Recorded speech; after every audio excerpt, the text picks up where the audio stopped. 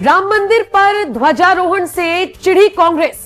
प्रधानमंत्री नरेंद्र मोदी पर भी सवाल उठाए जा रहे हैं। ये आपको बड़ी खबर बता रहे हैं हम।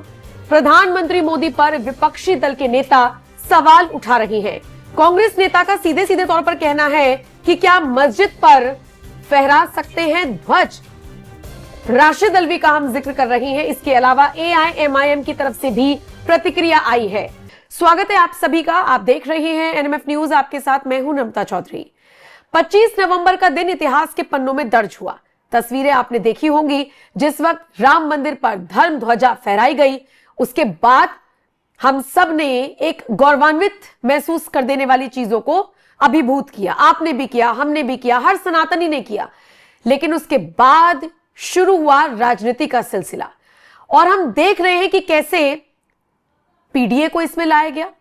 जो वहां के मौजूदा सांसद हैं अवधेश प्रसाद, उन्होंने सवाल उठाए, तो फिर उनके सवाल उठाने के बाद उस पर राजनीति हुई कि वो जिस जाति से आते हैं इसीलिए उनको दूर रखा गया। और इसके बाद हम देख रहे हैं कि कांग्रेस नेता तो ये तक सवाल खड़े कर रही हैं कि प्रधानमंत्री वहां पर क्या कर रहे थे। अब जरा सोचिए, वहां पर बीजेपी का प्रतिनिधित्व करने के लिए थोड़े ना गए थे नरेंद्र मोदी। वो तो प्रधानमंत्री है देश के, लेकिन उसके बावजूद कांग्रेस इस कदर बौखलाई हुई है। AIMIM की तरफ से अलग तरह के बयान आ रहे हैं। हम देख रहे हैं कि समाजवादी पार्टी के जो नेता हैं, संभल के सांसद जियाउर रहमान बर्क, वो भी किस तरीके के बयान दे रही हैं। आज इसी पर चर्चा करेंगे। चर्चा करने के लिए मेरे साथ मौजूद है मेरे वरिष्ठ सहयोगी पंकज प्रसून। पंकज जी, आपका रुख करूं उससे पहले मुझे लगता है कि जिस तरीके से मैं ब्रीफ कर रही हूं, सुनवा भी देना चाहिए कि कांग्रेस के नेता राशिद अल्वी क्या कह रहे हैं और फिर संभल के सांसद समाजवादी पार्टी के नेता जियाउर रहमान बर्क को भी सुन लीजिए बैक टू बैक। किस हैसियत में प्रधानमंत्री जाके झंडा फहराना चाहते हैं एक मंदिर का। इस देश का कोई मजहब नहीं है। भारत देश का संविधान के मुताबिक कोई मजहब, कोई धर्म नहीं है। संविधान के मुताबिक इंडिविजुअल आदमी का धर्म है। और हमारे प्रधानमंत्री देश के प्रधानमंत्री हैं। क्या वो किसी मस्जिद के ऊपर झंडा फहराएंगे जाके? किसी गुरुद्वारे का, किसी चर्च का झंडा फहराएंगे? वो सिर्फ राम मंदिर का झंडा राजनीतिक फायदा उठाने के लिए फहराना चाहते और इसीलिए वो फहराएंगे ताकि आने वाले जो चुनाव है, खास तौर से यूपी का चुनाव है, उसमें उनको फायदा मिल सके। वो देश के धार्मिक जज्बात को भड़का के राजनीति करना चाहते हैं। मैं बड़े अदब से कहूंगा, प्रधानमंत्री जी, अगर सेक्युलरिज्म सीखना है तो पंडित जवाहरलाल नेहरू से सीखिए कि बहैसियत प्रधानमंत्री के उन्होंने किस तरह देश को चलाया था।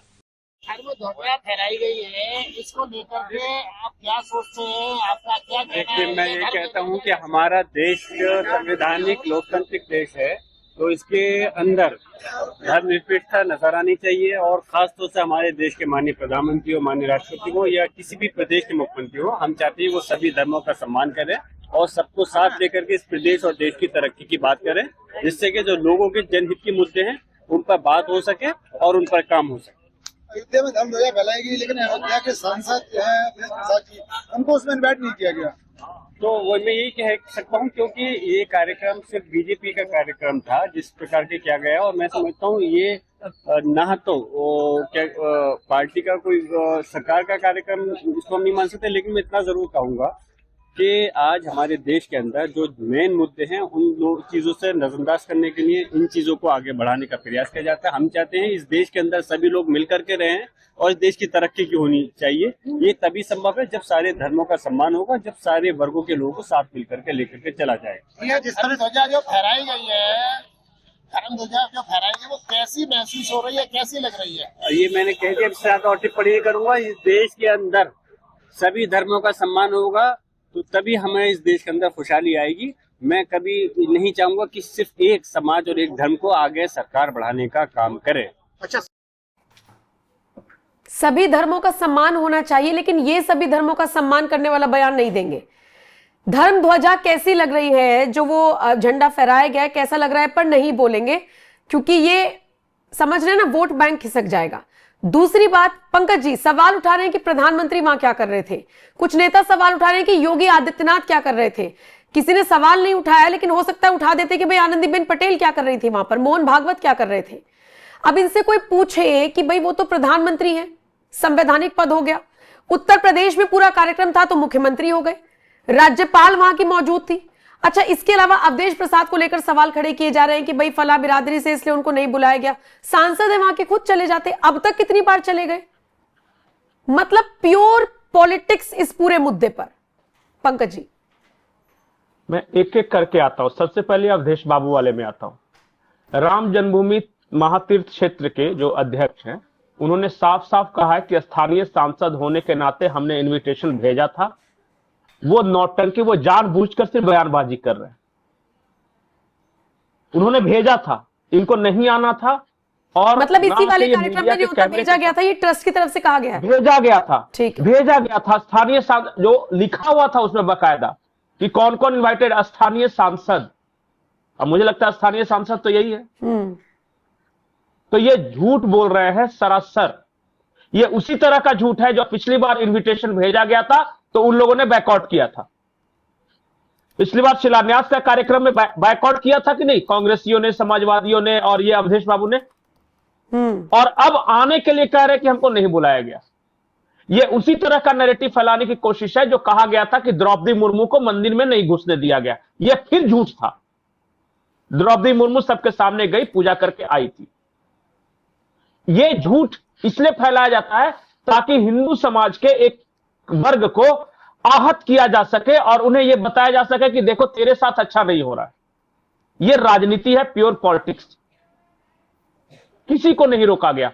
आप जाइए अयोध्या, मैं पूरे देश के लोगों से आह्वान करता हूं, किसी भी जात बिरादरी कोई भी, अरे वहां तो मुसलमान दर्शन करके आए हैं, प्योर पगड़ी और टोपी, प्योर दाढ़ी और टोपी के साथ दर्शन करके आए हैं। उन्हें किसी ने नहीं रोका तो आपको कैसे कोई रोक सकता है?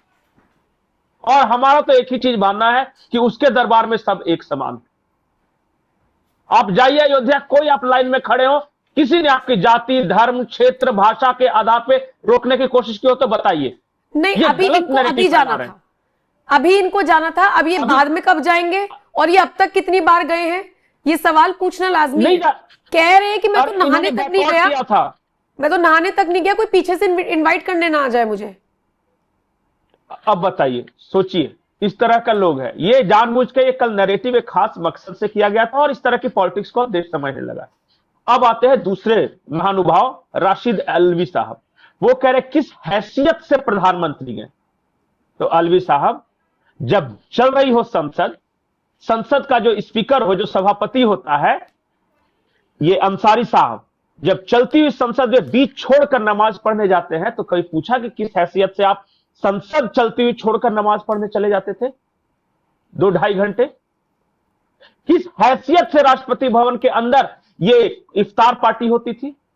वो सेकुलर देश नहीं था।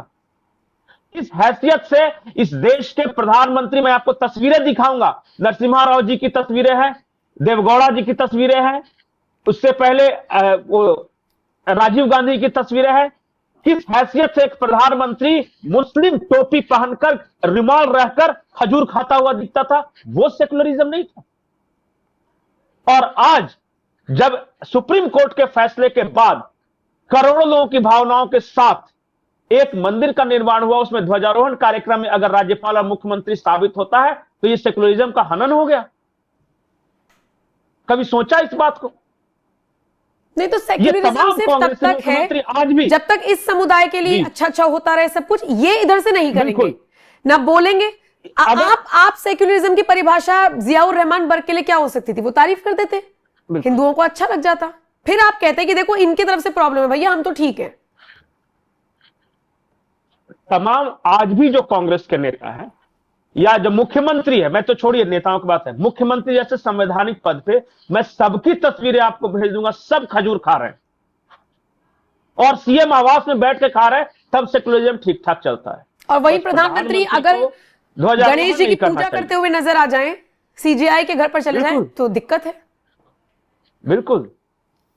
तो इनका है कि सारे लोग सिर्फ मुसलमान जीवन पद्धति अपना ले, तब ये देश सेकुलर है। और जैसे ही किसी ने तिलक लगा लिया या भगवा पहन लिया, ध्वजारोहण कर लिया, तब इस सेकुलरिज्म खतरे में आता है। एक शब्द नहीं बोल रहे हैं, जो बोल रहे हैं वो सब एंटी बोल रहे हैं, सब उल्टा। ये तो समझ में आ रहा है ना, समझ में तो उस वक्त भी आ रहा है जब 6 दिसंबर को ही बाबरी मस्जिद के शिलान्यास का कार्यक्रम रखा गया है। आपके मन की भावना अच्छे अच्छे लच्छेदार शब्दों से अब बरगलाने वाला नहीं है। ये सब आपका जो भाईचारा है ना, वो सब समझ में आ रहा है कि इसमें आप भाई हैं और हम चारा हैं। ये सबको अब समझ में आने लगा। और शफीकुर अब ये जियाउर रहमान बर्क, अब ये तीसरे महानुभाव पे आते हैं। ये वही है ना मस्जिद में ये काटी मार के जो बिजली चोरी करता था, वही वाला आदमी है ना ये। अरे तुमने तो अल्लाह तक को नहीं छोड़ा, तुमने मस्जिद के नाम पे बिजली चोरी की है और इस्लाम के नाम पे जमीनें कब्जाई है। तुम तो न हिंदू हो, न मुसलमान हो, न ईसाई हो, तुम तो एक बेगैरत टाइप के इंसान हो जिसने किसी भी धर्म को नहीं छोड़ा हो। और दंगा भड़काने में इनका नाम आया था ना। इनसे प्रधानमंत्री सीखेंगे सेकुलरिज्म। जो पाकिस्तान से कनेक्शन वाले व्हाट्सएप ग्रुप बनाता था, वो सेकुलरिज्म पे भाषण दे रहा है। अब ये दिन आ गए इस देश के कि जियाउर रहमान बर्क सेकुलरिज्म सिखाएंगे अब। और ये वारिस पठान, अब इन्हीं लोगों से ये देश सेकुलरिज्म सीखे। एक बात जान जाइए नम्रता, ये देश तभी तक सेकुलर है जब तक हिंदू बहुमत में है। जिस दिन मुसलमान बहुमत में आ जाएगा, सारे सेकुलरिज्म की ऐसी की तैसी कर देंगे। ये आपको बेवकूफ बनाने के लिए सेकुलरिज्म का नाम लेते हैं। इनके मन में सेकुलरिज्म का एस भी नहीं है। ये तो इस्लाम का ये चाहते हैं, राज चाहते हैं। और जिस संविधान की दुहाई दी जाती है, उस संविधान से कितना चला जाता है, ये भी हम सबको पता है। नहीं, मैं तो बिल्कुल फैक्ट्स पे बात करता हूं। दुनिया का एक भी मुस्लिम देश बता दीजिए जो सेक्युलर हो या डेमोक्रेटिक हो। दुनिया का एक भी मुस्लिम देश में न लोकतंत्र है और न वहां सेक्युलरिज्म है। और दुनिया का एक कम्युनिस्ट देश बता दीजिए जहां पे इस्लाम फलफुल या किसी कोई भी रिलीजन है। ये दोनों एक दूसरे के कट्टर दुश्मन है। एक बिल्कुल धर्म नहीं मानता और एक धर्म के सिवा कुछ दूसरा मानता नहीं। और भारत में यही दोनों मिलकर लोकतंत्र की रक्षा करने का दम भर रहे हैं। ये देश किसी जियाउर रहमान और ये राशिद अल्वी की वजह से सेकुलर नहीं है, इसलिए कि यहां के हिंदुओं का जीवन पद्धति सेकुलर है। हिंदू जब तक है तभी तक ये देश सेकुलर है। जिस दिन उनकी आबादी 30% से ऊपर हो गई और आप तब सेकुलरिज्म करके दिखा दिए, तब हम जान जाए। ठीक है, ये आपको बांटो और राज करो की नीति आते, आपको जातियों में बांटते हैं ताकि ये अवधेश बाबू जैसा 4 आदमी को खड़ा कर सके। Divide and rule. किसी मंदिर में किसी को कोई रोक नहीं है। कोई भी हिंदू जिसको प्रभु श्री राम के प्रति आस्था है जाके दर्शन कर सकता है। एक केस नहीं आया ऐसा।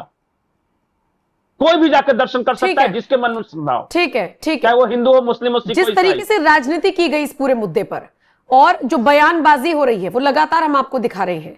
अब आपने सारे नेताओं के बयान सुन लिए, बल्कि इसमें AIMIM वाले वारिस पठान तो भी रह गए हैं, लेकिन मिलती जुलती प्रतिक्रियाएं इन सबकी तरफ से आ रही है। फिलहाल इस खबर पर और ये जिस तरीके की बयानबाजी हो रही है, इस पर आपका क्या कुछ कहना है, आपकी राय कमेंट करके आप हमें जरूर बताइएगा। बाकी अपडेट्स के लिए आप हमारी वेबसाइट www.newsnmf.com पर भी विजिट कर सकते हैं। शुक्रिया।